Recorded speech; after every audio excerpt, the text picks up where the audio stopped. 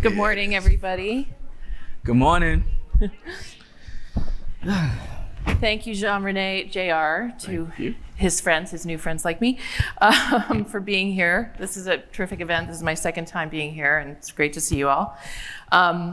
We just heard your CV. JR, you've been at UTA for about 3 years. UTA is one of the big three talent agencies here in Hollywood. It represents everyone from Bad Bunny to Timothée Chalamet to Harrison Ford, Lizzo, Frances McDormand. A unique type of business, different from the businesses you've been in before. So tell us just really briefly how you ended up coming from these, New York agency product world into this world. First of all, great question. Listen, the one thing I'll say is that I spent almost 14 years at Ogilvy, and that is a creatively led environment, obviously, and it's also a founder-led environment. And when I decided to leave, it was because I didn't get the global role, which is what I wanted there, because one of my colleagues got it, and then I got an opportunity to entertain this space. And I always said to myself, I'd end up in Hollywood. I thought I'd be an actor, but I said I'd get to Hollywood at some point.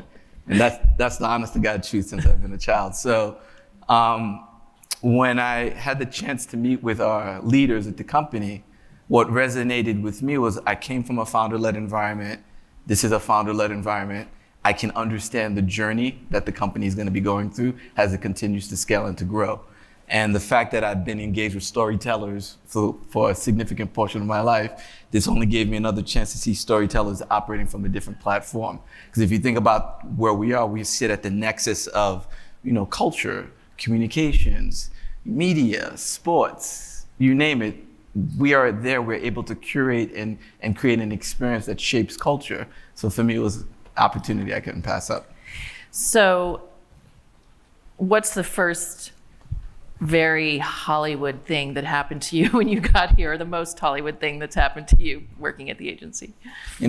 Being a New Yorker, where, you think I'm a New Yorker, so I've been through it all, I think, so right? Cool. No, it's not that, but, at some moment, when you're sitting down and you're looking at a 7-foot athlete and you're like, wow. Or you turn around and you're having lunch and right next to you, someone who is an arena selling artist. You're like, wow. Mm-hmm. It starts to humble you. I think my kids have benefited more so than I have, but hey, it's been good. That's great. So on to the topics for today. Corporate America, including the entertainment industry, made a major commitment to DEI in the workplace and in the community. In 2020, after the murder of George Floyd, which of course followed many other tragic incidents that were similar. But these efforts seem to be hitting headwinds and waning.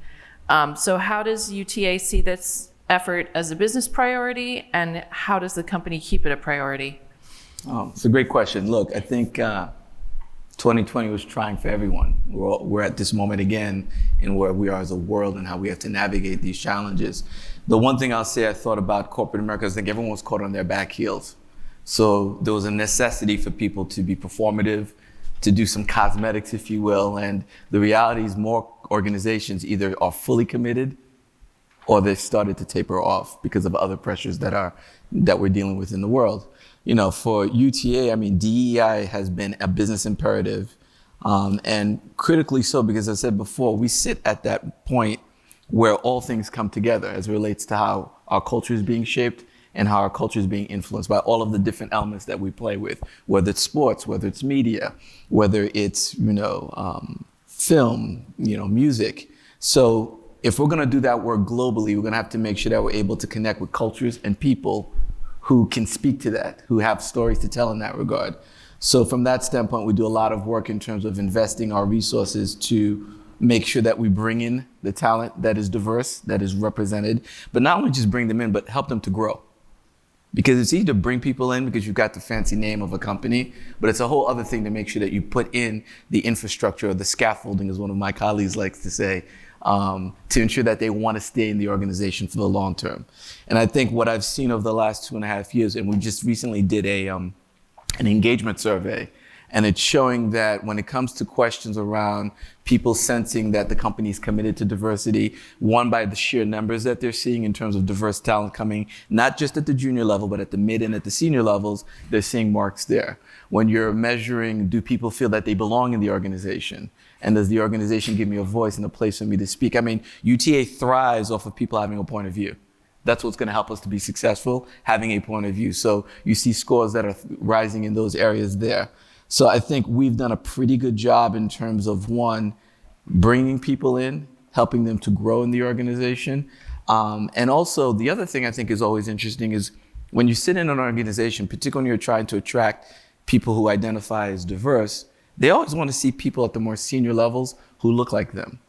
So if I think about our C-suite, you go from the mailroom to the boardroom, and you think about our chief financial officer, you think about our chief strategy officer, you think about general counsel, you think about our chief diversity officer, you think about me as a chief people officer. All of us are either diverse and or women. And that does a lot in terms of giving people a sense of what a track might look like there. And then on the client-facing side, where you deal with agents, we have diverse leaders and leaders who are represented at the partnership level. So that gives people a sense of, I have an opportunity to grow and be successful here. And those are the things that we do to measure and monitor the success. The other thing I'd probably also say is that we do a really, really great job, and I'll be remiss because I'm looking at my colleagues here. You can raise your hands, Maya and Laura, we can wait for a hot second. They do an incredible job in terms of the work that they do in terms of onboarding our new employees into the organization. And there's a program that we have that focuses particularly on our colleagues of color. And it allows for them, to opt in as they're going through their onboarding process to really focus and work and get guidance from other executives that have been successful in the organization. So that therefore you're not stepping into the landmines, or if you do, you know how to navigate those landmines. So that's something that's been really important that has helped in terms of bringing people on board and helping them to be successful. Really having systems in place. Correct. Representation. Can you guys still hear me? Something go wrong? There, okay. Representation in Hollywood on the screen and in some of the organizations. There's still a lot of white men at the very top, but there's a lot of change happening too. Sorry guys, there. Representation broadly has changed a lot, improved a lot. You see it less in the Latino community. And is there anything that UTA has learned or is specifically doing with those groups? Good question. I think in general, you can see that there's always been a lag when it comes to different cultures and ethnic groups, if you will. I think our company's made some tremendous strides. I mean, you mentioned a couple of our clients before. I think we've done a really good job in terms of representing the Hispanic and Latinx creators. We've had the privilege of partnering with people like Bad Bunny, Karol G, Romeo Santos, Rosalia. These are all individuals that we put teams around and we try to build opportunities for them. George Lopez, also on the production side, if you think about some of the work that we do there. And what we try to do is we try to amplify these artists and the work that they do. And we've had tremendous successes. So if you think about, the teams that we surround them by, someone like a J-Bo, someone like Nigel on our teams, they worked very closely with Bad Bunny. So when you think about the success that he's had with his arena tours, top selling. When you think about the work that he's done with regards to the work on the stadiums, I mean, this is a man who has either sold 2 million tickets in terms of his sales, and he's also done half a billion, ticket sales. Yeah. I mean, that is quite significant. If you think about the work we've done with Karol G, and you think about the fact that, she just released one of her albums, and that was Rosalie Karol G. She did her album, and she is the top-selling Latin artist when it comes to stadium sales in the course of 2.5, 3, 4 years times now. So I think what we try to do is we try to nurture and develop those relationships with those clients. And in doing so, you're also building opportunities for other clients who might be looking and saying, I see the success that you've put here for Bad Bunny. I've seen the success that you've had with Rosalie. I've seen the success that you've had with Karol G. How can I be part of that? I think you're hitting on, just as a journalist covering the business of Hollywood, you talk to people and they go, oh, that's so exciting, the stars.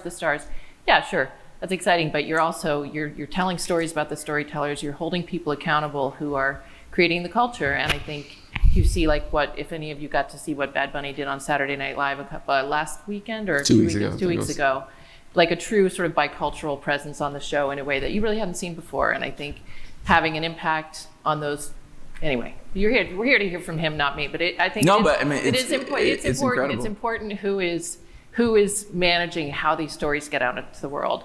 And to that point, this industry is still going through one massive strike that we hope will be over very soon. The actor strike has been through a big writer strike this summer. It's a really unsettling thing for an industry to go through. I know it was hard on all the agencies, all the Hollywood companies, $5 billion hit at least to the Southern California economy. Mm-hmm. So how did UTA kind of navigate people, employees through that? And what are some of the learnings that you got from it? Great question. Look, there's never really a good time for a strike, ever. One of the things our CEO always says, we've been through things like this before and we'll get through it and the business will come out stronger on the other side of it. I think what writers and actors have wanted is to ensure that they receive fair compensation for the value that they bring to the table in terms of their creativity. And we're gonna always advocate for that as it relates to what we do because we're in service of them. At UTA, even prior to the strikes being on the horizon, our CEO, Jeremy Zimmer, was one of the CEOs at the forefront who was really being very vocal about the need for more transparency, the need to ensure that we're finding a universal way to measure success so that people could be compensated properly and fairly. So, as it relates to our actors, because the writers now, they're getting back into the rhythm of things, we're going to be completely supportive in terms of trying to ensure that the matter gets resolved. And we also want to make sure that they find a way to make sure that they're getting recognized for the value that they bring. For us as a company, what I'll say is that we have been fortunate that whilst I think the core part of our business as it relates to film and TV and writing was impacted, fortunately, the diversification of the company in terms of our capabilities in other areas have helped to ease the pain. Not take the pain away, but certainly ease the pain. And I think that's been really positive in that regard. And I think what we've been able to do internally as an organization and as a people is really focus on being more collaborative. And I think that is the idea of what we launched last year in 2023 when we came out with our company strategy. It was around looking at here is our flywheel.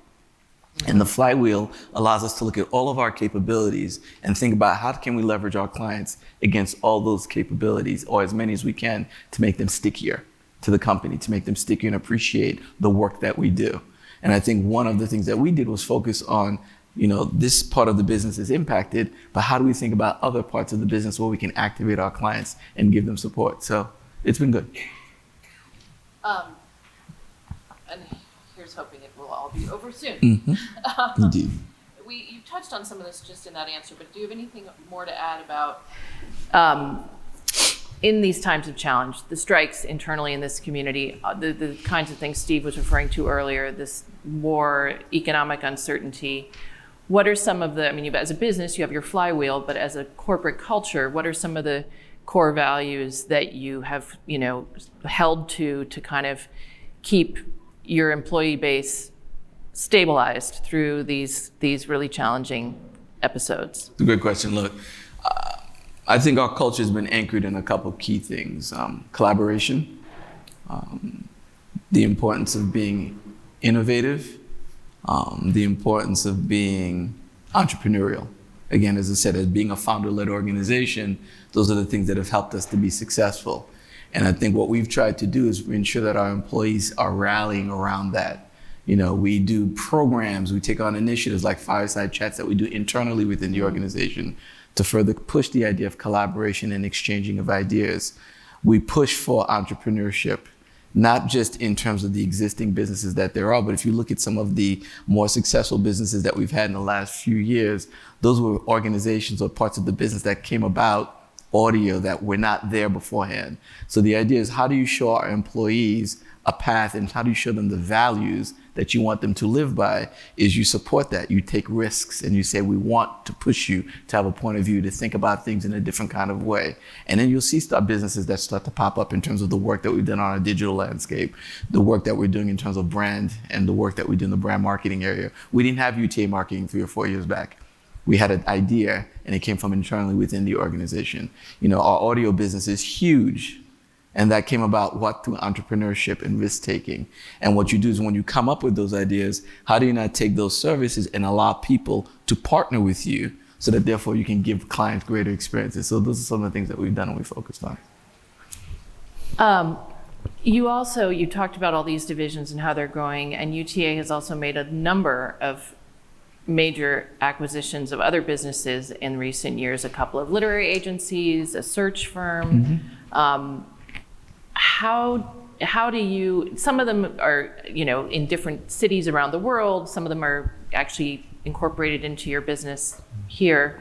How do you navigate those transitions, and how do you sort of bring acquired teams into the culture or find the way to integrate them into the business and into the broader employee culture?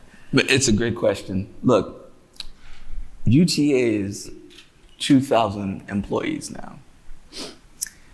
70% of the company was not there in 2020. That's 70% of the company has joined by way of acquisition, by way of new hires in the last few years. And one of the things that we've learned is there's not one culture that fits within UTA. You almost have to, if you're gonna get the maximum experience out of any company that you acquire, you have to allow them to be who they are. But you have to make sure that within their DNA, when I talked to you about collaboration, when I talked about entrepreneurship, when I talked about innovation, those things have to sit within those organizations so that therefore they can find commonality with who we are. So I would probably say that first thing is that there's not one size that fits all, so it is bespoke in terms of how we do things. And then also, you're also dealing with multiple cohorts in terms of generational dynamics. So you have to ensure in that regard that you allow for the different points of views to come to the table and make sure that you create space for that, because there is no sense of conformity that exists within our organization. And then, you have to make sure that you're looking at organizations that are focusing on driving growth. And now that we have a framework and an approach by which to engage one another, how do you make sure that they're collaborating and connecting the dots? Because companies gel really well and people gel really well when they can make money or they can grow. So the goal for us is to make sure that we're able to capitalize on what those capabilities are within each of those acquisitions, and then figure out where the synergies, I hate using that word, but it's so true, the synergies are, so that therefore they can engage and partner and be successful. I think that's what we've been able to do. Finally, the UTA Foundation has something called Project Impact. I know a really important issue for this whole day and for this audience is the connection between employee engagement and social impact. So tell us about the program, how you got it off the ground, what the focus is now. Well, I wasn't there when the program started. Right, so how the company I'd love to take credit for that. And but, I'm sure it's evolved a lot. My colleague Renee Jones, who spearheads social impact for us, she's our chief social impact person. She started our foundation, I think, in 2004, I think, if I'm correct. And the idea behind it was to create a space where you could connect clients with some of their philanthropic endeavors, and at the same time help us as an organization to find ways to give back to our communities. So I think this year, we just celebrated our 11th year with Project Impact. And it's a meaningful way to shut the company down for one full day globally and allow people to engage in various sort of efforts that are impacting their respective communities. And people do things working in soup kitchens. First year I was helping kids at a park, and we were helping them to become more athletically inclined and just show them the importance of taking care of themselves. This year I did some work in a soup kitchen. So everywhere we have offices around the world, our employees are participating in that one day.